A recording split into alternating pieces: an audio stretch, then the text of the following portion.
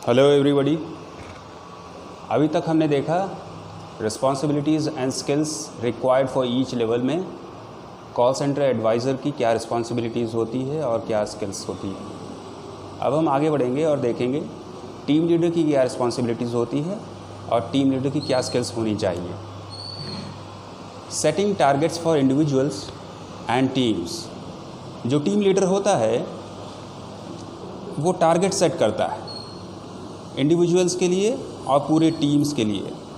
मान लीजिए कि अगर मैं एक टीम लीडर हूँ और मेरी टीम में 10 लोग हैं, तो हर एक आदमी का मैं टारगेट सेट करूँगा कि भाई तुम्हारा टारगेट आज का 50 कॉल्स लेना है, तुम्हारा 60 है, तुम्हारा 40 है, तुम्हारा 70 है, तुम एक दिन में इतनी कॉल्स लोगे। वो इंडिविजुअल का टारगेट सेट कर दिया मैंने।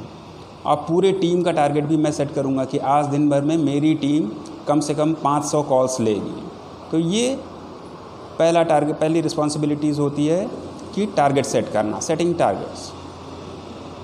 Measuring the performance of both individuals and teams.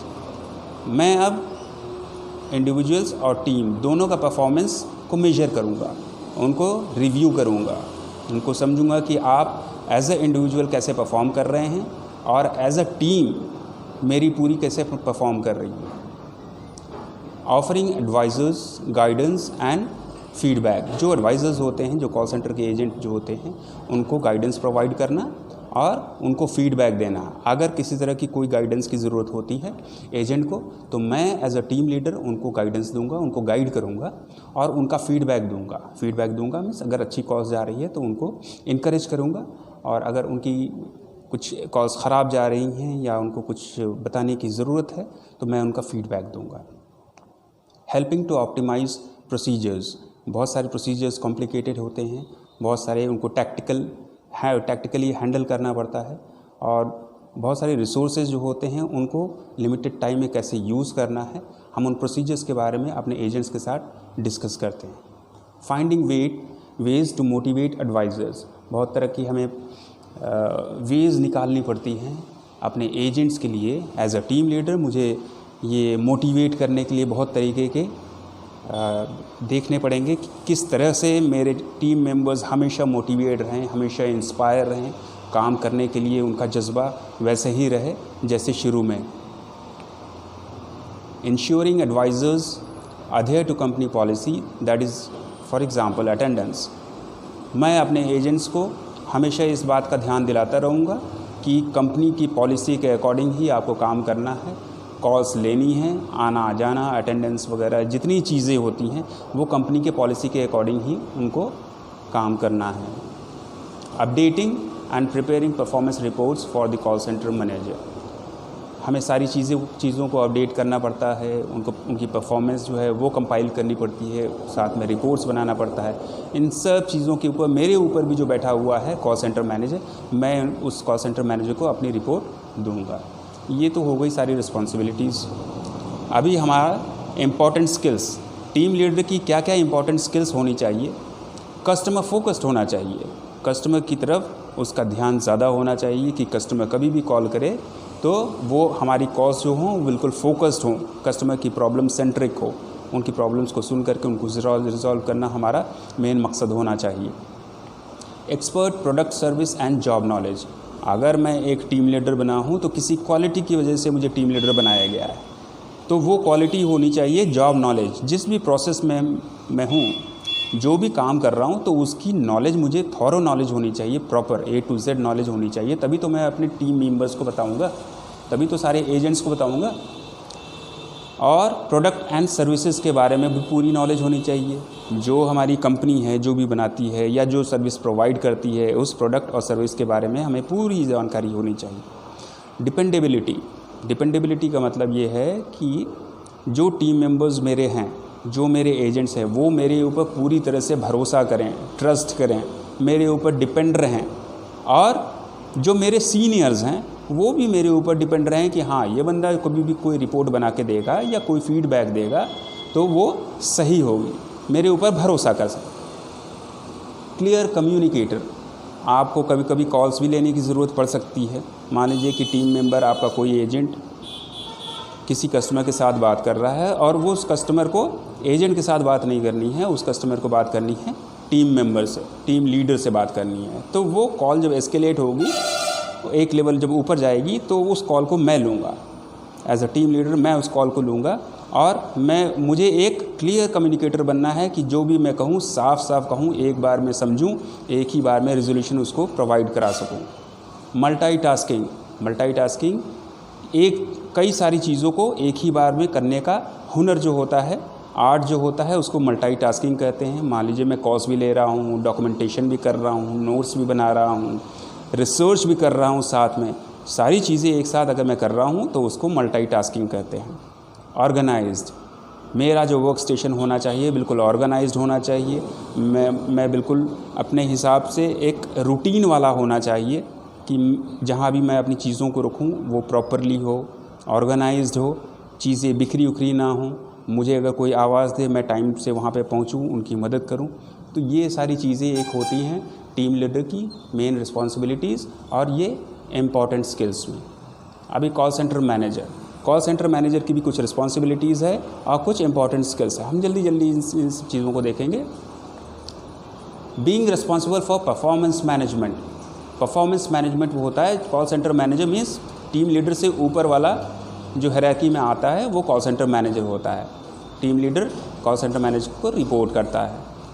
तो मैं अगर कॉल सेंटर मैनेजर हूँ तो मेरी रिस्पॉन्सिबिलिटी ये होती है कि जो परफॉर्मेंस होती है, चाहे वो टीम लीडर की परफॉर्मेंस हो, चाहे वो टीम मेंबर्स की, एजेंट्स की परफॉर्मेंस हो, उन परफॉर्मेंस को रिव्यूज़ करना, उनको देखना, समझना, उसके अकॉर्डिंग जो है उनकी ऑब्जेक्टिव्स वगैरह सेट करना, टारगेट सेट करना और जो ईयरली अप्रेजल्स वगैरह होते हैं उन चीज़ों पे रिमार्क्स लिखना।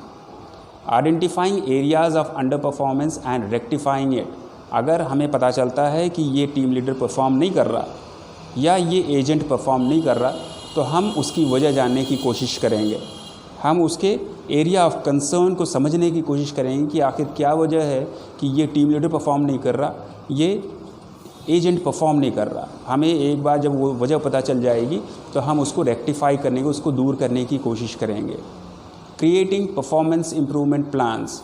जब हमें पता चल जाएगा कि हाँ ये प्रॉब्लम है, मान लीजिए कि 4 टीम्स में से हमने 4 लोगों को निकाला, आइडेंटिफाई किया कि ये इनकी परफॉर्मेंस अंडर परफॉर्मेंस है, ठीक से परफॉर्म नहीं कर रहे, तो हम उन चारों लोगों के लिए एक इम्प्रूवमेंट प्लान बनाएंगे।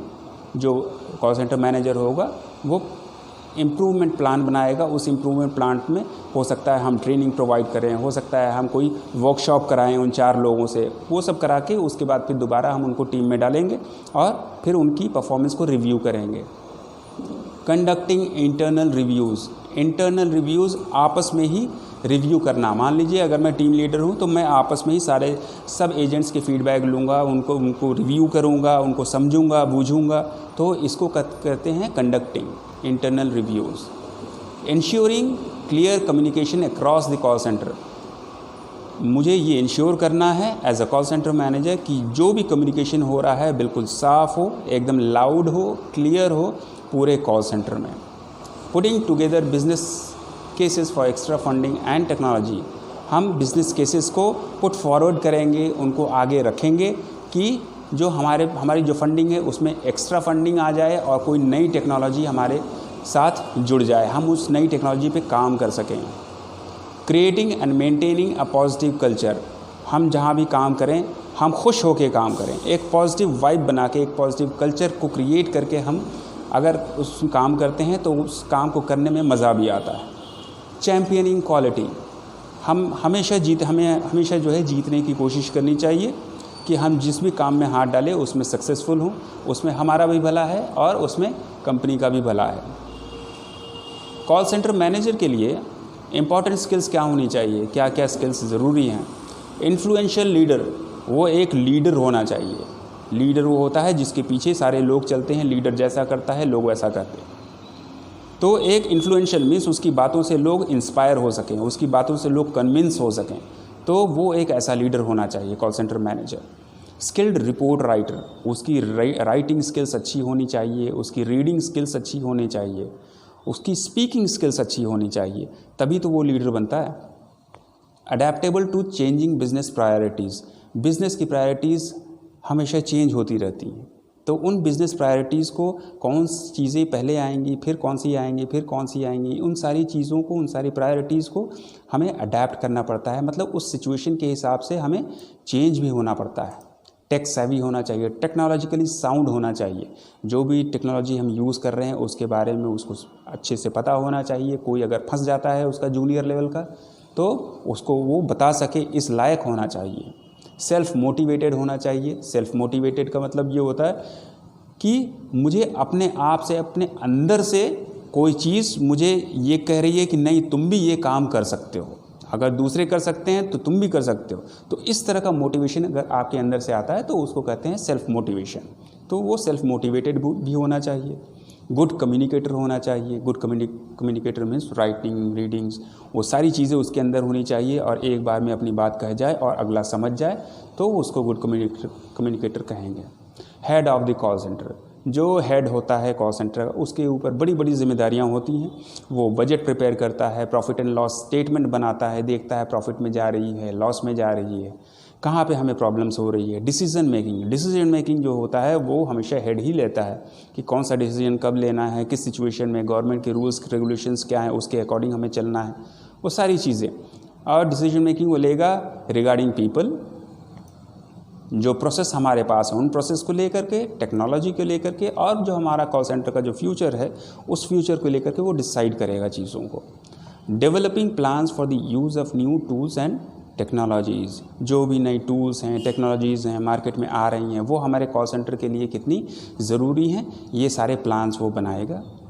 Coordinating the contact centre management team at all levels, तो ये चूँकि हेड होता है तो उसके नीचे जो है जो डिपार्टमेंट्स आएंगे उनके हेड्स को लेगा, फिर उनके नीचे जो डिपार्टमेंट्स आएंगे उनके हेड को लेगा, सब के हेड को मिलकर के वो एक कोऑर्डिनेट करता है, लोगों के साथ बातें करता है, उनकी राय लेता है, उनकी सारी फीडबैक लेता है। उसके बाद फिर वो अपने प्लान्स डेवलप करना हो या डिसाइड कुछ करना हो तो वो करता है। इंश्योरिंग KPIs आर मेट और एक्सीडेड। KPIs का मतलब होता है की परफॉर्मेंस इंडिकेटर।